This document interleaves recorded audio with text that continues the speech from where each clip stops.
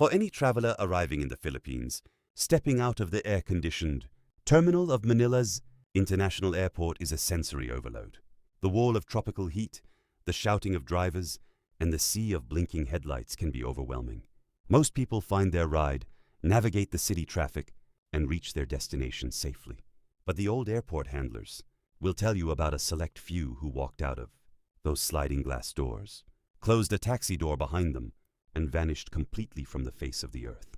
I'm an expat living out in the provinces, and you're watching The Walking Expat, Philippine Mystery, the transition from a high-tech, western city to the sprawling metropolis of Manila requires patience and a good deal of street smarts, while the vast majority of tourists and expats experience nothing but warmth and hospitality.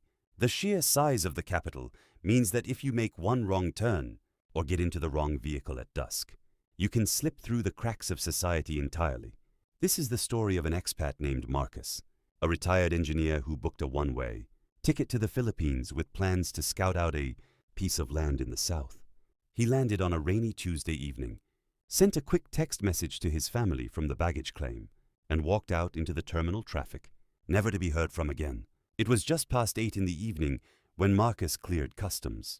The monsoon rain was hammering the metal roof of the terminal, creating a deafening roar. Eager to reach his hotel in the Makati district and wash off the grime of a 14-hour flight, Marcus bypassed the long, organized lines for the official, metered yellow airport cabs. Instead, he carried his heavy duffel bag toward the outer curb, where independent drivers were aggressively waving travelers toward the darker parking structures. A security camera feed from the terminal exit captured his final moments in the public eye. It showed Marcus speaking briefly with a man in a plain white t-shirt who gestured toward an unmarked, faded silver sedan idling near the edge of the terminal lane.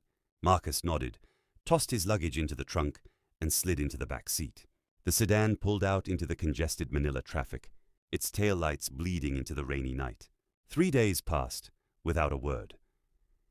Back home, Marcus's daughter grew frantic when his scheduled phone calls never came. She contacted the hotel in Makati, only for the front desk clerk to confirm that Marcus had never checked in for his reservation. His reservation was marked as a no-show. The international authorities were notified, and a missing persons investigation was launched in coordination with the local Manila police. Investigators meticulously tracked Marcus's financial accounts. His credit cards and bank accounts remained completely untouched. There were no erratic ATM withdrawals, no sudden wire transfers, and no ransom demands. When digital forensics specialists managed to trace his mobile phone signal, they discovered that the device had stayed active for exactly 42 minutes after he left the airport. The final signal pinged off a cellular tower near a dark industrial grid of roads near the edge of the city port, before going completely dark forever. The police spent weeks reviewing hours of grainy traffic camera footage from that rainy Tuesday night. But the blinding sheets of downpour, combined with the glare of high-beam headlights, made it completely impossible to read the license plate of the silver sedan. It was a ghost vehicle in a city of millions. Local taxi drivers at the airport terminal were questioned, but in a transit hub that processes tens of thousands of travelers a day, no one remembered the plain silver sedan or its driver. Speculation ran wild in the expat forums. Some believed Marcus had fallen victim to a rogue colorum cab, an illegal, unregistered taxi operating in the shadows of the city.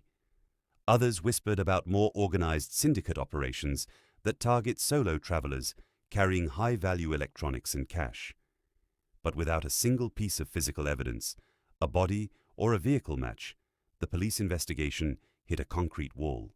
To this day, Marcus's file remains open, a haunting reminder of the absolute anonymity that can swallow a traveler in a mega city. He didn't just disappear from Manila.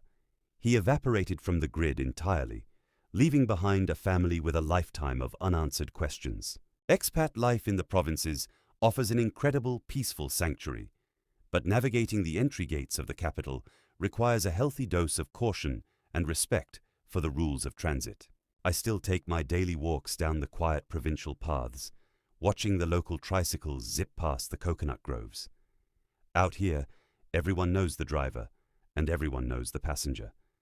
But whenever I have to book a flight out of the big city, I always stand firmly in the official lines, because I know that in the concrete canyons of Manila, some taxi rides never find an exit.